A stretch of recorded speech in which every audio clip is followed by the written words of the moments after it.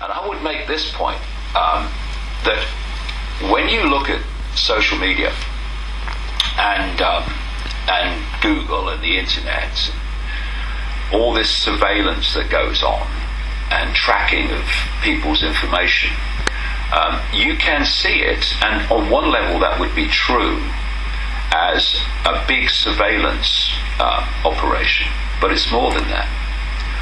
All the stuff that humans are constantly posting on the internet, not least on social media, is being fed into this level of AI which learns from it and absorbs it. And that level of AI has long passed the point where it is utterly expert and gathering more expertise every day, every minute in fact, in human behavior.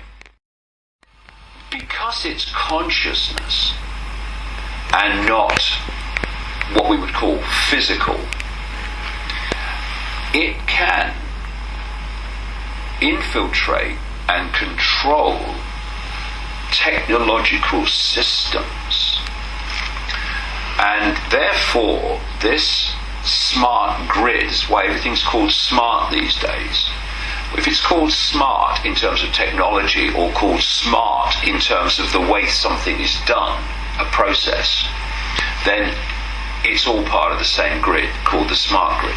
The idea is that the AI, through this smart grid of technology, controls the internet, controls everything connected to the internet, which is this Internet of Things, where all these technologies are now controlled by the internet, including your car. And ultimately, and I say ultimately, not too far from now, according to this Google executive, Ray Kurzweil, the AI will be connected to the human brain. And so what's connecting to the human brain? Well, these different levels of AI, including this archontic consciousness, which is behind all this. And that level of the so-called AI is designed to absorb the human mind and absorb it into itself. So I've called this process in my books the assimilation, where this archontic consciousness assimilates the human mind into itself. And therefore, human minds become, if you like, computer terminals of it. And this is where AI is ultimately going. But they try to keep it on the level of robots and technology, so people don't see where this is ultimately going. So the idea is, in the end, and this has been the process, it's been the process from the start of this hijack of human society, way back, way back. It's been a process of bringing humanity to the point where it can be assimilated. Now, if you try to assimilate human consciousness technologically, while humans are knocking rocks together and living in caves, well, you forget it. What you've got to do is you've got to bring the human mind to a point where it is clever enough to build its own prison, but not wise enough to see that that's what it's doing. And so you've had the development through the system. I mean, look at the education system. It's all about the left side of the brain. It's all about what we call intellect. It's not about wisdom. It's not about expanded consciousness, anything but the opposite. It's about intellectual development.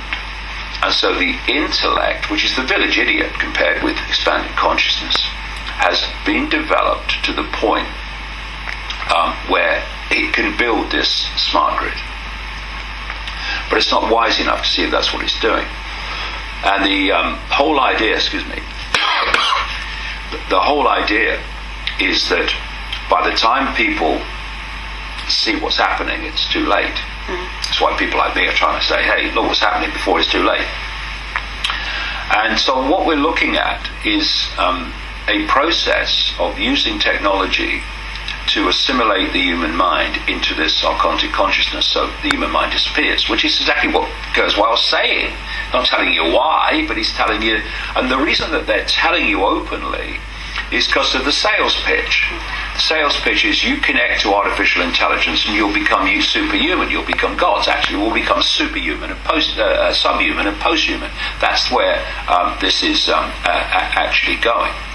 And this addiction to smartphones, etc., this addiction to tablets and what have you, is all part of the process. All this stuff, the Bluetooth, the Apple Watches, and all this stuff now that you put on the body that connects you to the internet, your heart rate and all this stuff. Oh God, how did we survive before? I can't believe it.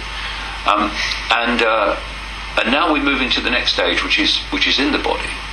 And that's microchips. And if people read my books from the 1990s, even the early 1990s, really, I was talking about the goal of this conspiracy is to get microchips in people and connect them to a global computer system. Exactly what is happening. You know, in Sweden, thousands of people have now been microchipped quite openly and by their own consent, because they can open doors and open their front door without having a key. How did we survive having to use keys? What a nightmare. But because of the addiction, because of the conditioning of the relationship with technology, and the way that technology is constantly being portrayed as the friend, it's not questioned by so many people. What are the consequences of having a microchip in my body? It's not even questioned, because moving to the next state of level of technology has become almost a way of life.